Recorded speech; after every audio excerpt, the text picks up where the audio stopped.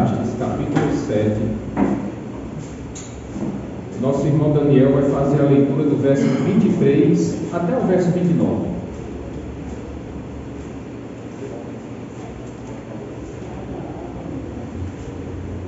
Eclesiastes, capítulo 7, do verso 23 até o verso 29.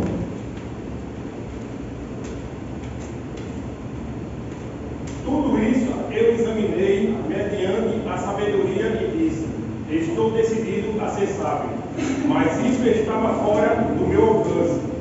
A realidade está bem distante e é muito profunda. Quem pode descobri-la? Por isso, dediquei-me a aprender, a investigar, a buscar a sabedoria e a razão de ser das coisas, para compreender a insensatez da impiedade e a loucura da insensatez.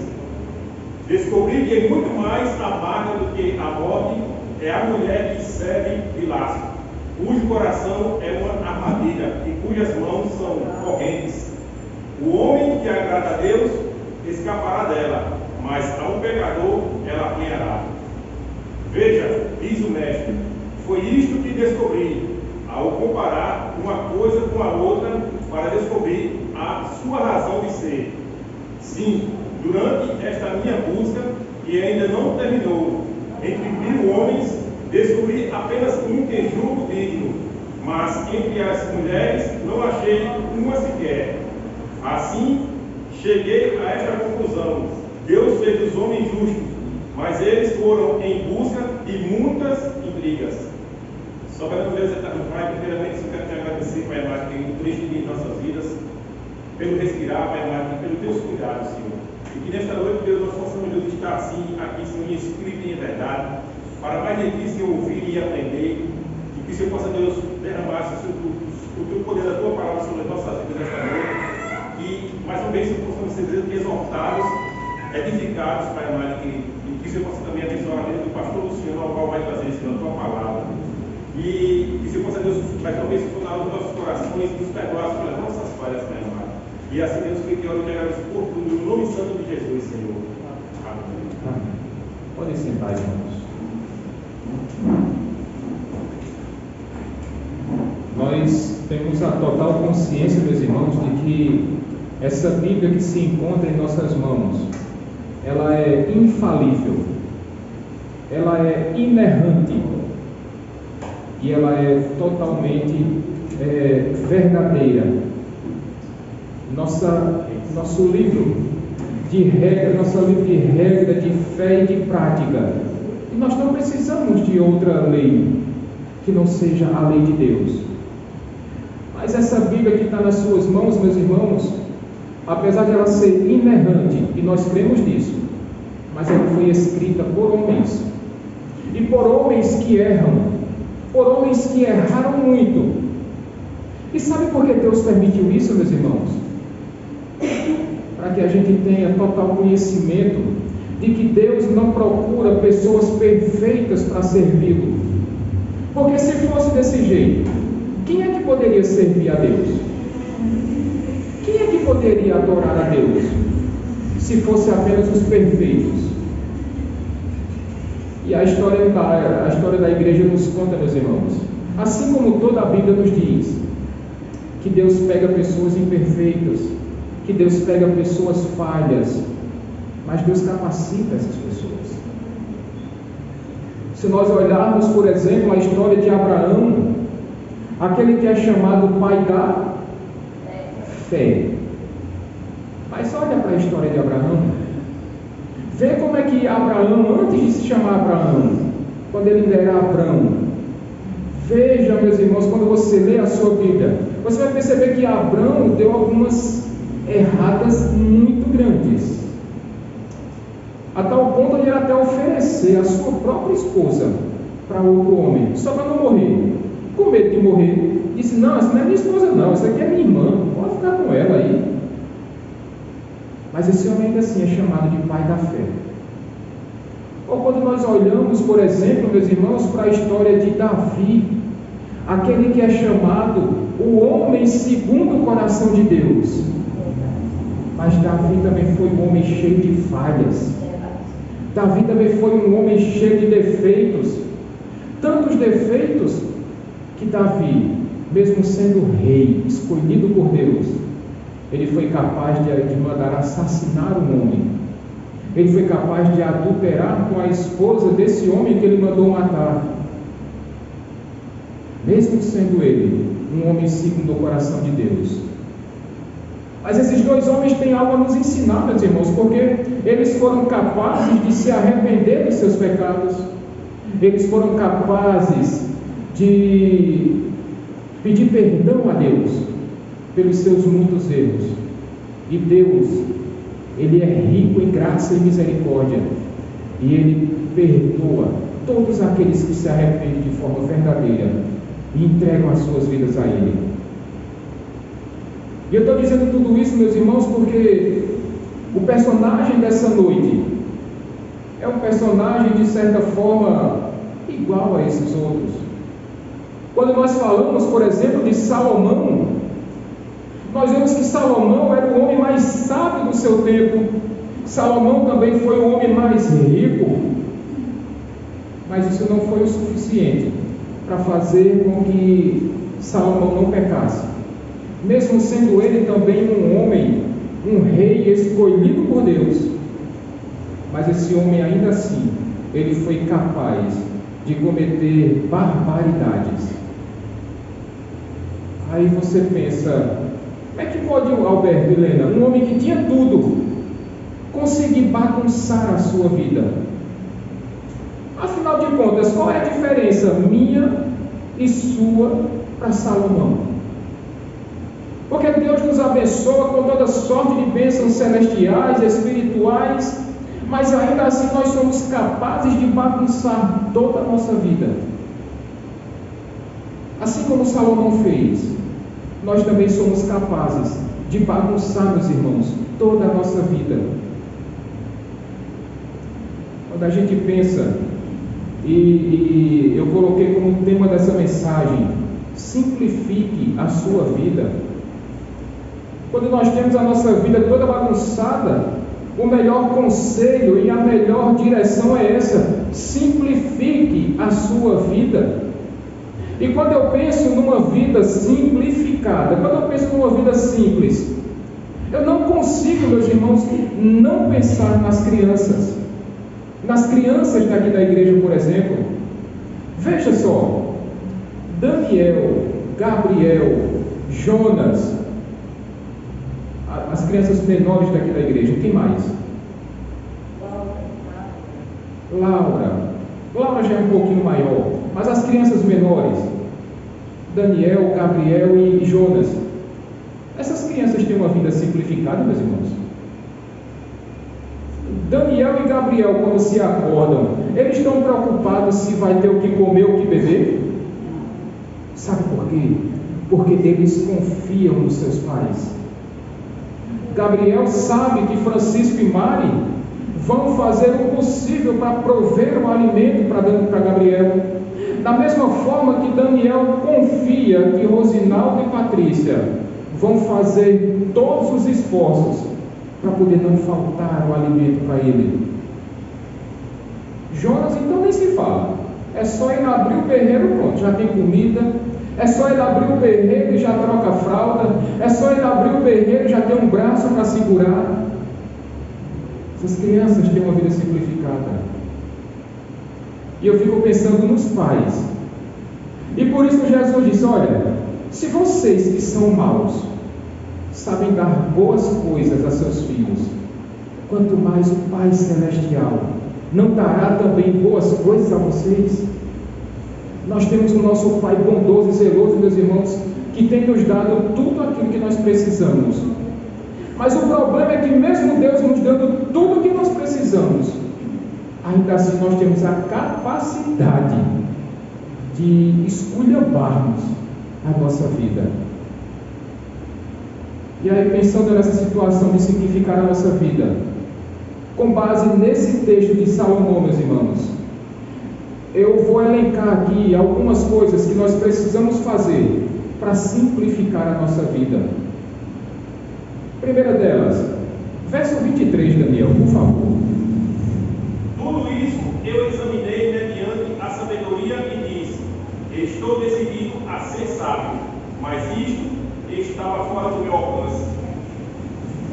Você quer simplificar a sua vida? Não tente explicar todas as coisas. Veja, meus irmãos, que Salomão está dizendo aqui: olha, eu demandei um tempo gigante na minha vida buscando sabedoria. Deixa eu fazer uma experiência aqui. Todo mundo sabe o que é um ímã, não é? Aquele negócio que cola na geladeira para botar um avisozinho, tá? Todo mundo já brincou com ímã aqui? Sabe quando você pega um ímã, 2 pedacinhos de ímã com o mesmo polo, ou os 2 positivos, ou os 2 negativos, quando você vai colocando um ímã perto do outro, o que é que ele faz? Oi? Repele.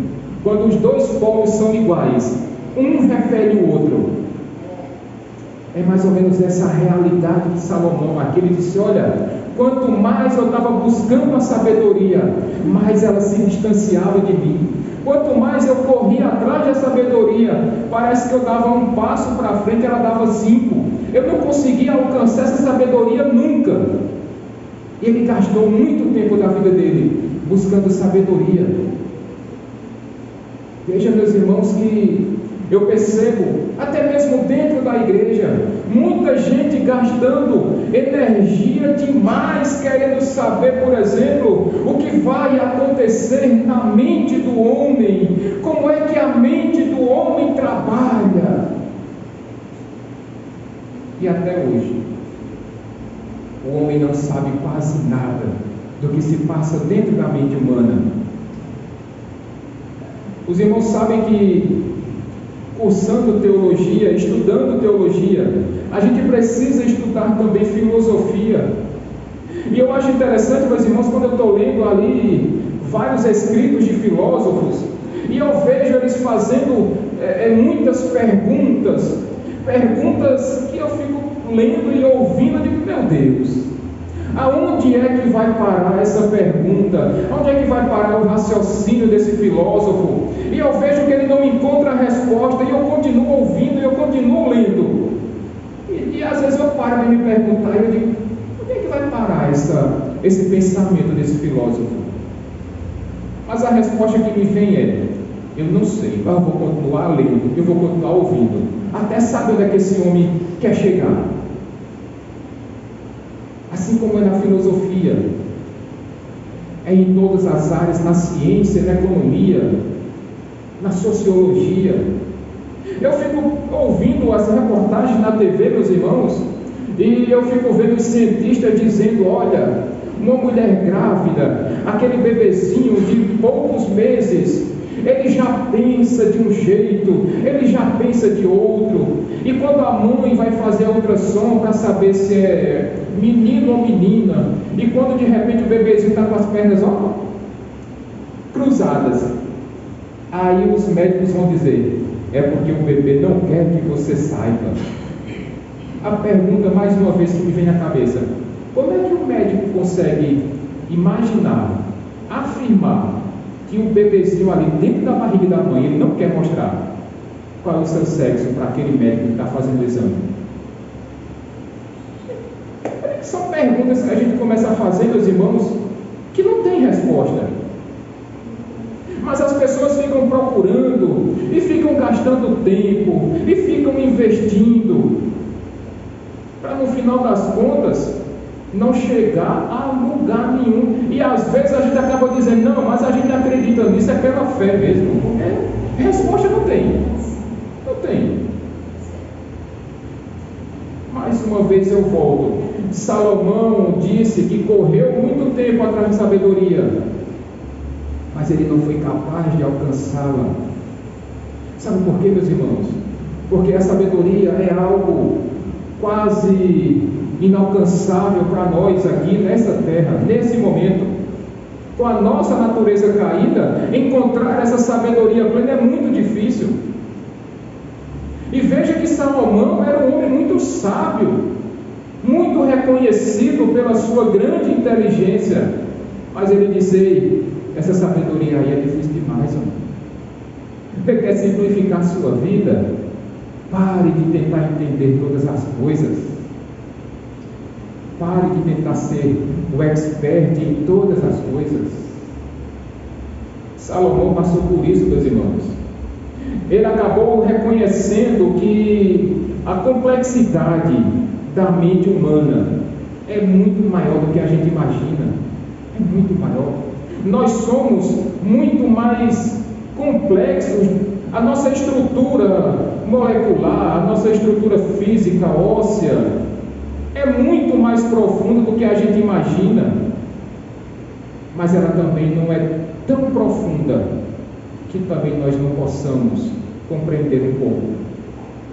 Aqui Alberto, nutricionista, dos nossos irmãos aqui que trabalham na área da saúde, Mateus, que estudou um tempo de enfermagem. A nossa estrutura é muito complexa, mas ela também não é tão difícil, tão impossível de reconhecer. Mas o problema é quando a gente gasta tempo demais, querendo reconhecer, querendo aprofundar, querendo saber de tudo isso. E aí você consegue bagunçar a sua vida, porque você não consegue achar resposta para todas as perguntas. Veja, diante de uma situação tão difícil como essa então, de uma complexidade tão grande como essa, o que é que nós devemos fazer então, meus irmãos? Buscar conhecimento, nos aprofundarmos em determinados assuntos, mas tem um limite para tudo isso. E sabe qual é o limite para tudo isso? Verso 24, Daniel, por favor. A realidade está bem distante e é muito profunda. Quem pode descobri-la? O que é realidade para a gente, meus irmãos? O que é essa realidade que é tão profunda? Que pensamento filosófico tão difícil é esse? Que Salomão, mesmo sendo o homem mais sábio do seu tempo, está dizendo que isso é muito profundo e inalcançável. Vocês estão entendendo o que é tudo que eu estou dizendo aqui? Porque se vocês não estão entendendo, eu também não. Mas essa é a ideia da filosofia, meus irmãos. O importante não é a resposta. O mais importante é a gente procurar perguntas para as coisas. É por isso que eu estou querendo dizer para vocês: simplifique a sua vida. Não queira buscar resposta para todas as coisas. Você vai acabar endoidando. É lógico que eu estou brincando aqui, dizendo que a gente não está entendendo nada, meus irmãos. Mas o conselho que eu dou para você: não bagunce tanto a sua vida querendo descobrir todas as coisas. Mas por outro lado, isso também não é desculpa para que você diga: agora também não vou estudar mais nada, também não vou pesquisar mais nada, já que isso é muito profundo, é muito difícil, eu vou simplesmente me sentar e esperar o tempo passar. Não. Você precisa ter seus conhecimentos. Davidson precisa ter seu conhecimento na área da elétrica, assim como Alberto tem que ter o seu conhecimento na área do ramo de supermercados, assim como Daniel precisa ter um conhecimento na área ali de xerox, de impressão, assim como o pessoal Rejane, Lena, Lusa, Patrícia precisam ter o seu conhecimento na área da saúde, como Elisângela, como Josilene, como todos os outros aqui, dos mais jovens aos mais velhos. Mas se você quer simplificar a sua vida, não procure resposta para tudo, porque você não vai conseguir achar e você vai acabar endoidando e bagunçando toda a sua vida. Segundo ponto, meus irmãos, como é que a gente precisa simplificar a nossa vida então? Fuja do pecado. O que é que diz Daniel, verso 25, por favor? Por isso, dediquei-me a aprender, a investigar, a buscar a sabedoria e a razão de ser das coisas, para compreender a insensatez da impiedade e a loucura da insensatez. Você quer simplificar a sua vida? Fuja do pecado e não tente conhecer toda a maldade e toda a perversidade. Veja, nós estamos vivendo nos dias, meus irmãos, em que mulheres têm lutado para defender o direito de abortar. Que maldade é essa, meus irmãos? Em que uma mulher gera uma vida dentro de si, mas antes que essa vida venha venha aqui para esse nosso mundo, a mulher decide abortar essa criança. E muitas vezes ela até espera essa criança nascer, mas ela simplesmente larga esse recém-nascido dentro de uma sacola e joga no meio do mato, para que animais peçonhentos, formigas, cobras e outros tantos bichos venham a matar aquele recém-nascido. Que maldade é essa, meus irmãos? Que maldade é essa que faz com que muitas pessoas achem que é normal legalizar as drogas? Que maldade é essa que faz com que maridos traiam as suas esposas? Que maldade é essa que faz com que esposas traiam e enganem seus maridos? Os dias que nós estamos vivendo, que maldade é essa em que pessoas defendem a ideologia de gênero? Que maldade é essa que algumas áreas da sociedade querem trazer a sexualidade precoce para as crianças? Que maldade é essa que faz com que políticos achem que o dinheiro público se confunda com o particular, com o privado, e eles acham que aquilo que é público pode ser colocado no bolso deles? Que maldade é essa, meus irmãos? Que maldade é essa que faz com que um trabalhador, quando sai, passa um mês todinho trabalhando, e aí quando chega um determinado dia do mês, ele vai receber o seu pagamento e tem um bandido armado? E se a pessoa não entrega o dinheiro, ele não tem o menor remorso de matar aquele trabalhador ou aquela trabalhadora? Que maldade é essa que nós estamos vivendo, meus irmãos? E se você parar para tentar entender toda essa maldade, toda essa perversidade que reina em nosso mundo, você vai acabar endoidando. Salomão, com toda a sabedoria, tentou fazer isso, mas ele disse: olha, eu não tenho essa capacidade. Mais uma vez, meus irmãos, Salomão era o homem mais sábio do seu tempo. Veja, Elisângela, segundo livro das Crônicas, capítulo 9, verso 22, por favor. Veja o que o autor vai dizer a respeito do rei Salomão. Segundo livro das Crônicas, capítulo 9, verso 22.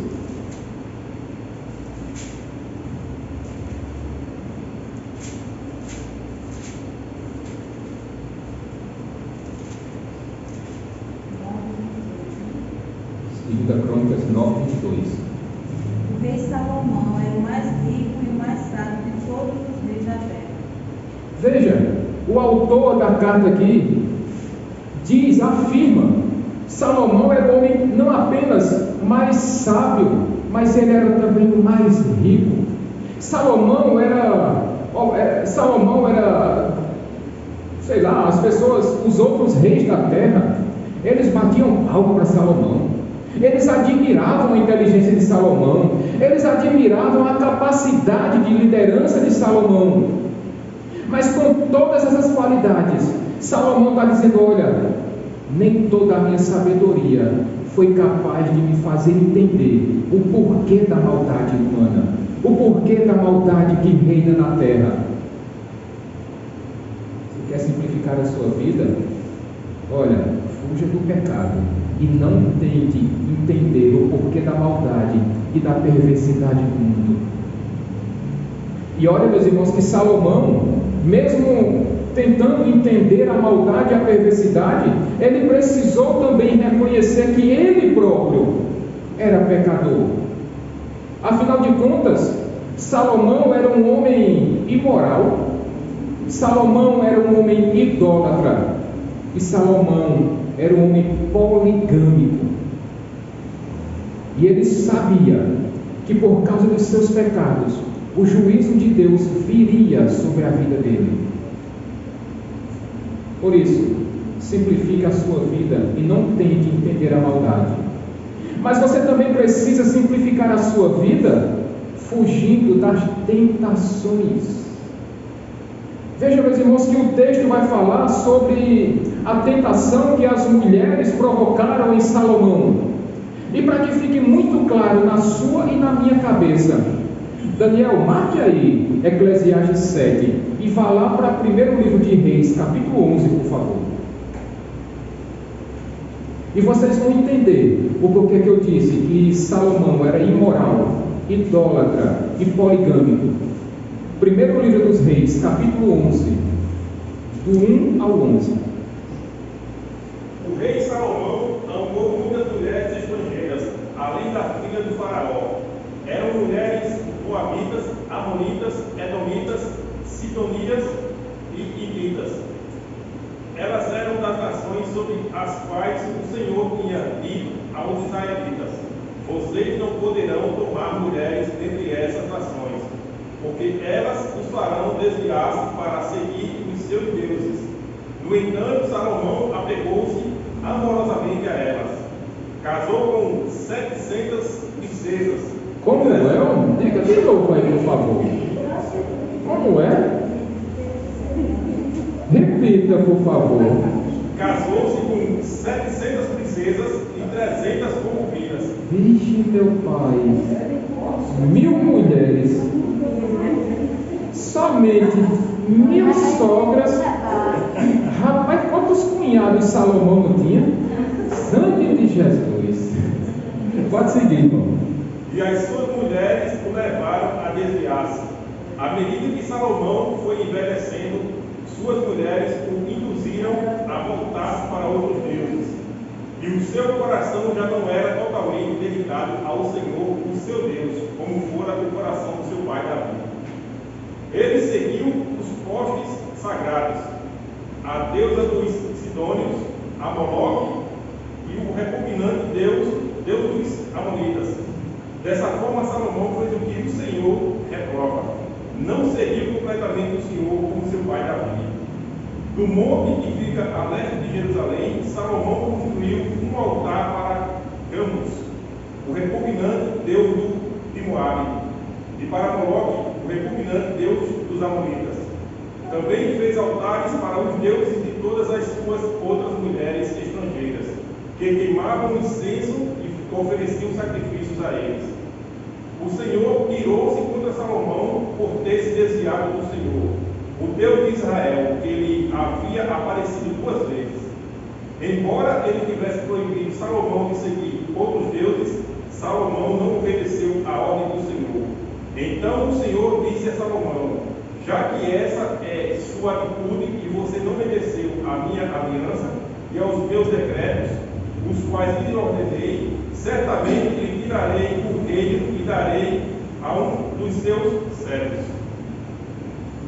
Percebam, porque é que eu disse que Salomão era um homem imoral, idólatra e poligâmico. Poligâmico, quantas mulheres mesmo? 700 esposas com mais 300 concubinas. 1000 mulheres. Josilene, 1000 mulheres. Esse homem era doido. Eu estou achando que esse Alberto desse homem não era sábio, não. Esse homem era doido. Rapaz, 1000 mulheres. Achando pouco ter 1000 mulheres.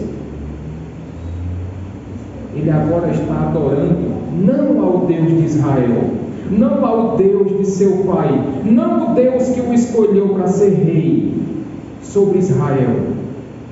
Este mesmo rei, este mesmo Deus que deu grande sabedoria e muita riqueza a Salomão, agora Salomão está se prostrando a outros deuses.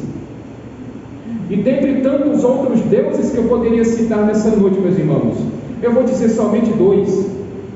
A deusa dos Sidônios, Astarote, mais conhecida como a rainha dos céus.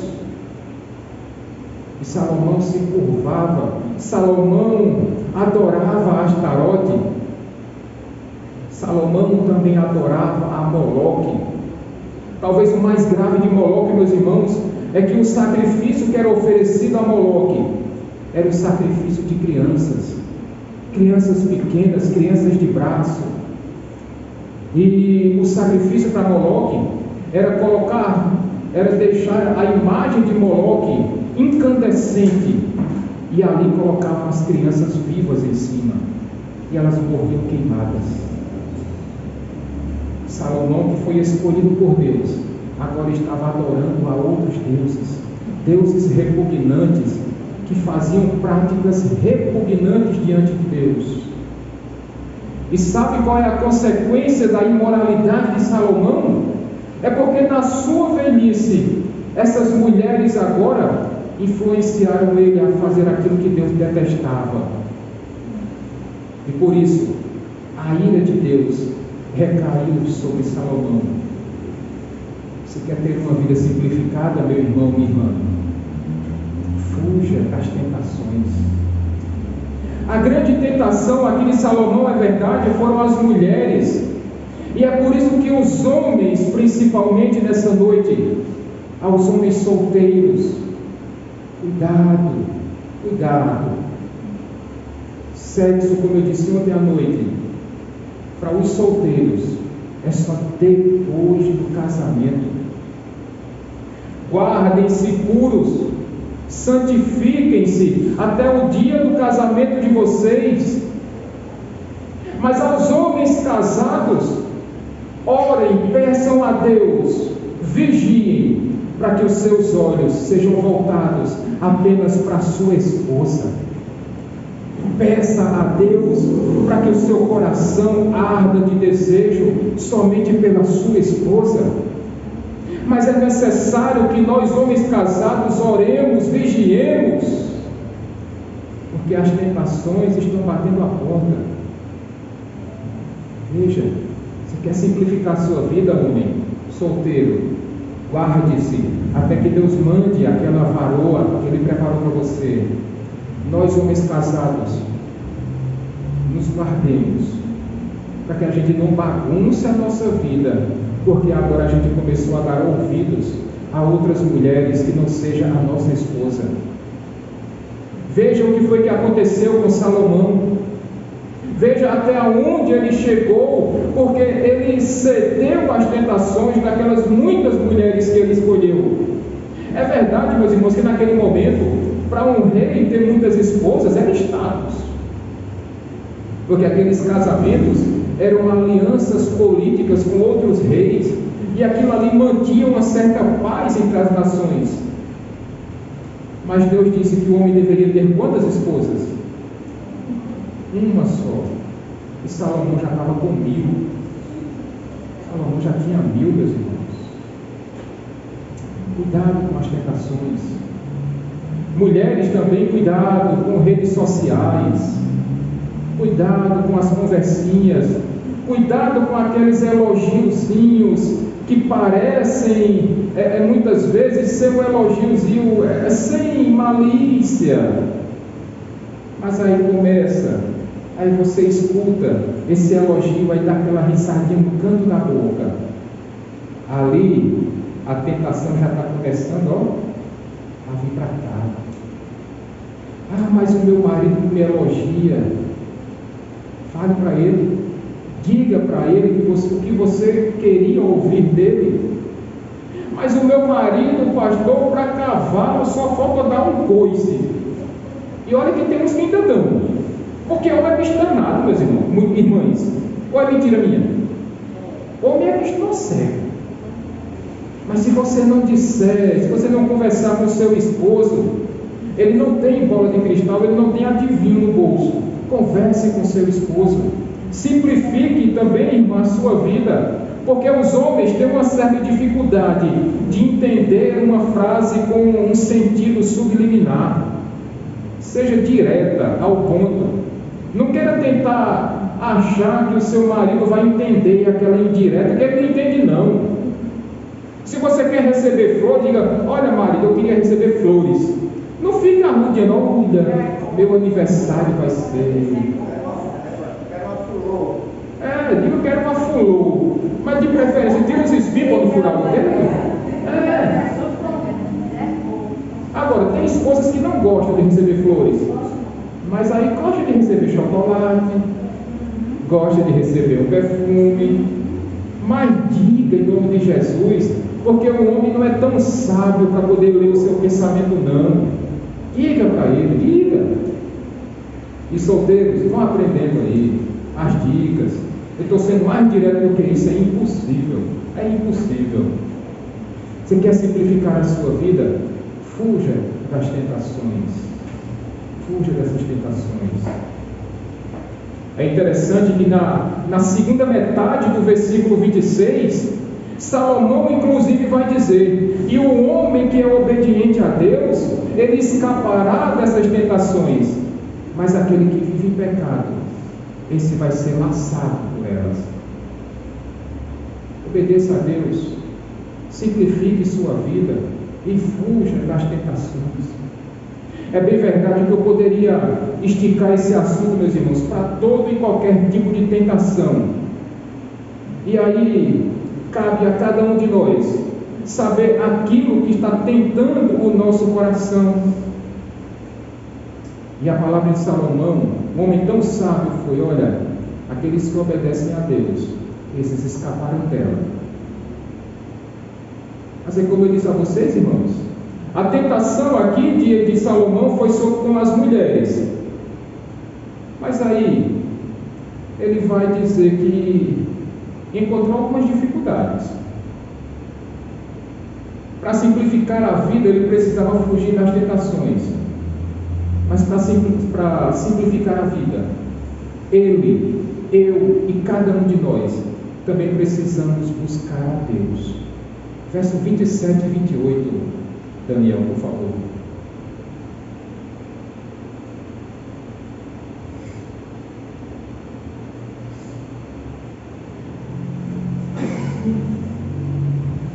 De Eclesiastes 7. Veja, diz o mestre, foi isso que descobri ao comparar uma coisa com outra coisa, para descobrir a razão de ser. Sim, durante essa minha busca, que ainda não terminou, entre 1000 homens descobri apenas um que julgo digno, mas entre as mulheres não achei uma sequer. Aí eu parei nesse versículo. Irmãs, Salomão é machista com essa fala? Ele disse que de 1000 homens encontrou apenas um digno, e de 1000 mulheres ele não encontrou nenhuma.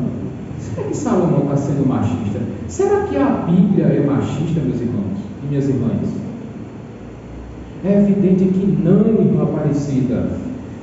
A gente precisa entender o contexto dessa fala aqui. Salomão está dizendo: olha, isso é uma experiência única e exclusiva minha. Eu estou procurando, eu estou buscando. Mas acontece que nessa minha pesquisa, nessa minha busca, de 1000 homens eu só encontrei um digno, mas de 1000 mulheres eu não encontrei nenhuma. Agora, a gente precisa ter em mente que Salomão não era o homem mais apropriado para falar de mulheres. Salomão era um homem moral. Salomão não tinha muita base para falar sobre mulheres. Afinal de contas, que mulheres eram essas então que Salomão se envolveu? Verso 26, Daniel, a primeira parte. Descobri que muito mais amarga do que a morte é a mulher que serve de laço, cujo coração é uma armadilha e cujas mãos são correntes. São essas as mulheres que Salomão estava se envolvendo. Aí, dentre essas tantas mulheres que Salomão se envolveu, ele começou a procurar, começou a buscar e disse: eu não encontrei uma que fosse digna da minha confiança. Mas também com esse dedo bom que Salomão tinha para escolher mulher, era difícil. Mais uma vez eu digo, meus irmãos, não era machismo da parte de Salomão, também não é machismo porque a Bíblia não é machista. Tanto não é que nós vimos, estamos acompanhando nos domingos pela manhã, Deus fez homem e mulher à sua imagem conforme a sua semelhança. mas os dois pecaram, os dois desobedeceram. Veja, quando Salomão disse que não encontrou nenhuma mulher no meio de 1000, mas quantos homens mesmo ele encontrou que eram dignos de 1000? Não foram quase todos, não, foi só um. E a gente precisa entender aqui, meus irmãos, que Salomão não está sendo meio doido, não. Ele tinha noção das coisas, ele sabia que todos eram pecadores. Nós abrimos esse culto com nosso irmão Daniel lendo Romanos capítulo 3. Ele disse: não há quem faça o bem, não há quem busque a Deus. E Salomão tinha também esse entendimento. Veja o que ele disse aí no versículo 20, Daniel, por favor. Todavia não há um só justo na terra, ninguém que pratique o bem e nunca peque. Salomão tinha esse entendimento, meus irmãos. Ele disse: olha, não tem um justo sobre a terra, não tem ninguém que faça o bem, e não tem ninguém que não peque. Portanto, quando Salomão vai dizer: olha, eu não encontrei de 1000 nenhuma mulher, e de 1000 eu só encontrei um homem, isso é uma busca muito pessoal, muito particular dele. E ele ainda continua dizendo, ele disse: olha, e eu não terminei essa minha busca ainda, eu ainda continuo procurando. E a prova é tanta, que o que é que agora ele vai dizer no verso 29, Daniel? Assim, cheguei a essa conclusão: Deus fez os homens justos, mas eles foram em busca de muitas intrigas. Tem uma outra versão bíblica, é a Nova Tradução na linguagem de hoje, que Salomão vai dizer assim: olha, no final das contas, eu só sei de uma coisa, que Deus fez o homem bom e direito, mas ele gosta de complicar tudo. Deus fez o homem bom e direito antes da queda, mas o homem gosta de complicar tanto, o homem gosta de bagunçar tanto a vida, que ele foi lá e desobedeceu a ordem de Deus.